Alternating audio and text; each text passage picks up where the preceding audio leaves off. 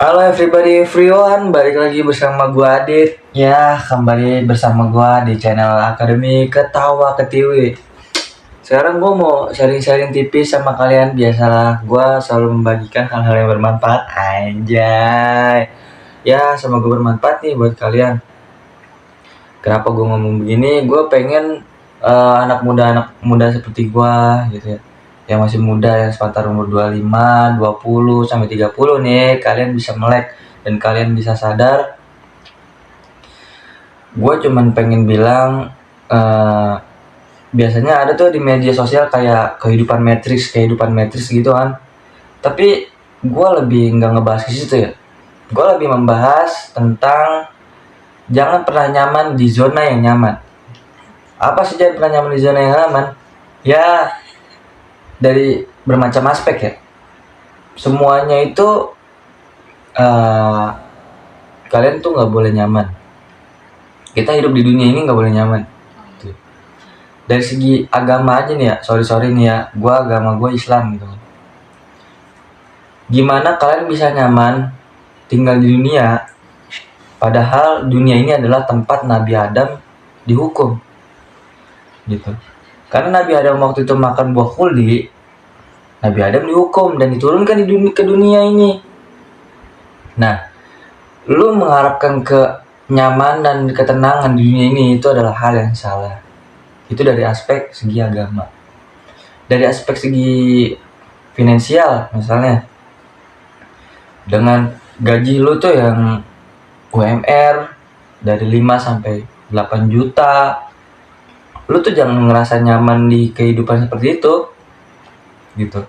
Karena kenapa gue bilang kayak gue ngingetin kalian biar kenapa gak ngerasa nyaman, kayak gini loh, kalian bayangin ya, kalian digaji awal bulan, terus kalian pengen yang wah-wah gitu kan ya. Kebanyakan orang kayak pengen dilihat sukses, udah kerja, terus tiba-tiba ngedit motor, ngambil motor, nyicil motor gitu kan. Oke nih, kalian DP awal tuh kayak asik gitu kan. Misalnya gue mau DP nih motor PC. DP awalnya asik tuh, kayak wah gue punya motor nih bagus, kalian pajangan kemana-mana, kalian bawa kemana-mana, kalian dilihatin tuh wah udah punya motor gitu. Tapi tuh kalian akan merasakan tidak kenikmatannya tuh setelah 1 tahun. Kalian akan merasakan kayak wah berat juga ternyata bayar cicilan motor gitu kan. Gaji kalian yang harusnya bisa nabung, yang harusnya bisa investasi, tapi habis gitu buat bayar cicilan apa buat bayar utang kalian gitu. Jangan merasa nyaman di kehidupan kayak gitu kan. Terus bang, kapan punyanya kalau misalnya gue nggak ngeredit dengan penghasilan gue kayak gini? Nah, cara lu itu yang salah gitu. Kalau emang lu pengen mempunyai suatu barang, lu harus memiliki income di atas harga barang tersebut gitu. Lu tuh jangan baru jadi karyawan sedikit langsung pengennya punya motor, baru jadi ini dikit langsung pengennya punya mobil. Kalian itu, jika kalian ingin membeli suatu barang, kalian harus mendapatkan 3-4 kali besaran income kalian. Misalnya kalian ingin membeli barang seharga 10 juta, ya kalian harus mempunyai income 20 juta setiap bulannya. Kalian akan mustahil ingin membeli barang 10 juta, tapi income kalian tuh sebulan tuh hanya 1 juta gitu kan. Kalian nabung 10 bulan. Ketika kalian nabung 10 bulan, ternyata harga barang itu semakin mahal gitu kan. Karena ya mata uang sendiri kalian bisa paham kan, mata uang itu kan akan terjadi inflasi gitu. Jadi 1000 di hari ini kita bisa beli permen, dan 1000 di hari esok tuh kita belum tentu bisa beli permen gitu. Karena itu adalah inflasi. Mata uang kita tuh adalah mata uang fiat gitu kan. Nah makanya gue bilang kenapa jangan nyaman di zona yang nyaman gitu kan. Kalian pikir kan kayak wah enak gitu kan ya, kerja bayar cicilan, lunas nih bayar cicilan, nyicil lagi besoknya, pusing lagi gitu kan. Menurut gue ya lu jangan kayak gitu. Lu kan udah ngerasain capeknya bayar cicilan gitu, udah pusing gitu. Cuman nikmat di awalnya aja, kalian bisa pamer sama manusia-manusia itu kan. Jadi gini loh, rumus seseorang menjadi kaya itu adalah terlihat miskin gitu. Tapi kalau rumus kalian ingin cepat miskin itu adalah kalian cepat-cepat terlihat kaya.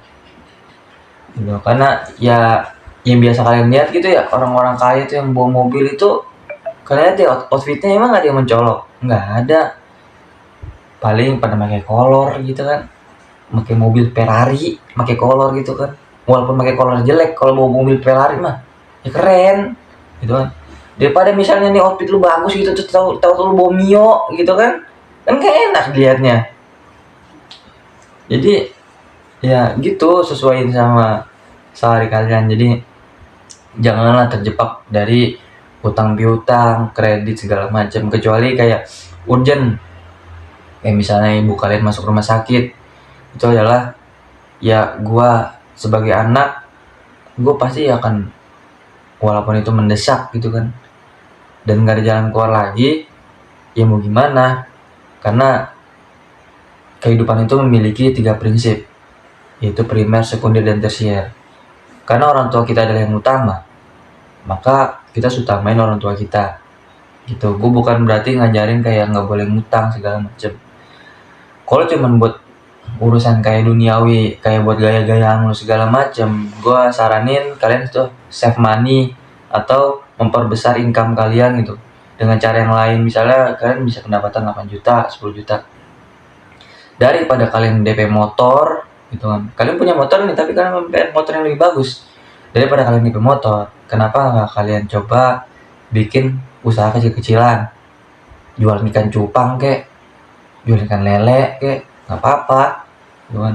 Karena kalian nggak akan tahu suatu rezeki itu datangnya dari mana. Kalian nggak akan tahu,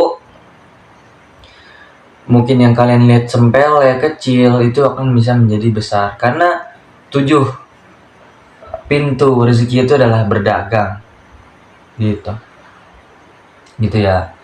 Jadi nggak apa-apa sih kalau kalian mau ngutang, tapi dengan syarat yang urgent gitu. Terus gimana bang, kan katanya nggak boleh ngutang, terus kalau ngutang itu susah ngecek kita gitu kan, dari riba segala macam bunganya, terus memakan save money segala macam. Iya emang jujur aja gitu, tapi gitu kan, tadi gue bilang kita dalam hidup kita tuh kita harus memiliki prinsip, 3 prinsip. Kita harus mengutamain yang primer, sekunder, dan tersier. Ya kalau misalnya lu dengan keadaan yang urgent seperti itu dan mengutamakan orang tua lu dan tanggung jawab lu sebagai anak, itu bagus, gue apresiasi gitu. Walaupun sulit bukan berarti nggak bisa, kita bisa bangkit dari semua itu gitu. Yang banyak hutangnya pun ya kita bisa pelan-pelan untuk membayarkan hutang-hutang tersebut. Tapi satu langkahnya adalah sabar, berusaha, berdoa. Jangan ulangin lagi. Kalau misalnya udah keperluannya udah selesai, ya udah. Karena hutang itu adalah bakal ngikat leher lo. Ibarat kata tuh leher lo tuh diikat di rantai api. Kenapa gue ngomong gitu? Karena gini loh, uang itu ibaratnya energi. Ketika lo berhutang, otomatis lo ngebayarnya itu pakai bunga. Lo berhutang 5 juta, yang lo bayarin bisa 9 juta. Space 9 juta itu kan harga, ada space 4 juta tuh, dari 5 juta ke 9 juta. Itu energi lo tuh kekuras habis. Dengan pendapatan lo 8 juta, lo bayangin, misalnya cicilannya sampai 12 bulan deh jangkanya. Lo bayangin itu space-nya gimana, kemakan energi seberapa banyak gitu kan. Ya lo pikir dah gitu. Nah gue sebagai anak muda, gue pengen ngingetin nih anak muda di Indonesia khususnya. Gue tahu persis SDM di Indonesia itu seperti apa, gue tahu anak muda di Indonesia itu seperti apa. Ya mungkin gak semua anak muda itu buruk gitu kan, tapi ya gue cuma pengen ngingetin gitu kan, jika lu pengen bener-bener kaya, jangan terlihat kaya gitu, karena itu adalah seni yang bikin lu miskin. Tapi jika lu pengen kaya beneran, ya lu harus terlihat miskin. Itu adalah seni menjadi kaya gitu. Kenapa orang kaya tambah kaya? Karena mereka tahu sistemnya. Kalau kalian ingin sukses dan kaya, kalian juga harus tahu sistemnya. Kalian harus bikin sistemnya gitu. Kalian harus konsisten, kalian harus belajar gimana caranya kalian mendapatkan income yang berlanjut gitu. gitu. Itu dari segi finansial penting banget gitu. Pokoknya ya janganlah ngerasa keenakan lu hidup kayak gajian bayar utang, besoknya duit lo habis, kerja lagi gajian bayar utang, kerja lagi gajian. Lu mau emangnya seumur hidup lu mengabdi sama orang gitu? Lu emang nggak pernah gitu berpikiran kayak bahwasannya gue ini pengen bebas, gue ini pengen freedom gitu, financial freedom gitu. Lu cuman ngestak di mental sebagai karyawan, lu cuman ngestak di mental digaji setiap bulan, walaupun gaji lu cukup kayak 8 juta 10 juta, nggak ada mindset lu buat naik lagi ke depan gitu. Jadi kita sebagai manusia jangan pernah punya batasan, karena kita nggak akan tahu aspek kita jatuh di mana. Kenapa gue bisa ngomong kayak gini? Ya gini loh, ketika lu nyaman berpendapatan 10 juta, ketika lu berpendapatan 11 juta, lu ngejalaninnya itu setiap bulan. Kalau lu nggak punya pemahaman otak investasi layar ke atas, gimana cara ngelola uang, gimana cara lu naikin income-nya lagi bisa lebih besar, gimana caranya lu bisa lepas dari perusahaan tersebut, lu akan ketergantungan dengan perusahaan tersebut dengan lu merasa nyaman. Lu tuh nggak bahkan pernah mengira perusahaan itu bisa bertahan 50 tahun seperti umur lu yang ada di dunia ini. Bahkan umur lu 40 tahun aja lu bisa di PHK karena lu udah terlalu tua gitu. Terus ketika lu udah tua, lu nggak punya pensiun. Oke lah, lu punya pensiun, emangnya penghasilan lu bakal sama gitu ketika sama lu kerja? Enggak gitu. Jadi kenapa gua ngomong kayak gini?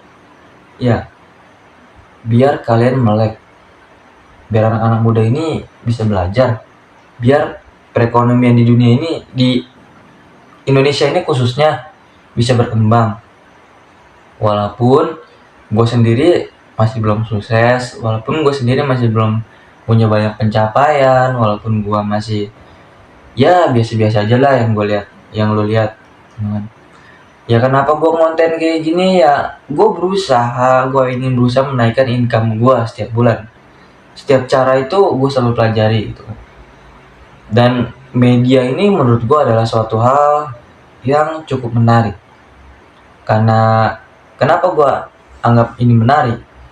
Karena gue lihat perkembangan teknologi saat ini cukup memadai. Ditambah banyak perkembangan AI. Kalau lo terus cari kerja sampingan, itu adalah pekerjaan yang gampang digantikan oleh robot. Itu beresiko akan hilang. Dan nah, gue juga pengen nyampein sama kalian tuh harus update tentang teknologi. Kalian gak boleh selalu skeptis gitu ya. Gini, gue kasih pelajaran dulu deh. Dulu itu sempet tuh ya kan viral-viral ojol-ojol ojek online kan. Ojek-ojek pangkalan itu kayak gak pernah tuh terima ojol-ojol, kayak ojol masuk stasiun gak boleh, ojol ngambil orderan di sini gak boleh, ngambil order sini. Cekcok terus dah sama ojek pangkalan, ribut terus kan. Dia nggak mau nerima tuh ojek-ojek online itu, ribut terus nggak boleh kemana-mana. Pada akhirnya apa? Ojek pangkalan sendiri pada daftar ojol. Secara sistematis manusia akan dialihkan ke sistem. Jadi siapa yang tidak bisa beradaptasi maka dia akan hancur. Sama kayak ojek-ojek pangkalan itu, bisa apa sekarang kalian itu? Hah? Dengan mudahnya customer tinggal ngorder di alamat-alamat yang dia tempuh gitu kan, ojek langsung datang. Daripada ojek pangkalan kita harus nyamperin ke pangkalan dulu, capek jalan ini gitu kan, lebih praktisan pakai HP gitu, aplikasi Grab, Gojek gitu. Jadi barang siapa yang gak akan adaptasi dengan teknologi, ya mereka akan hancur gitu. Jadi kenapa gue bikin ngembangin media ini gitu kan? Satu, gue bikin personal branding.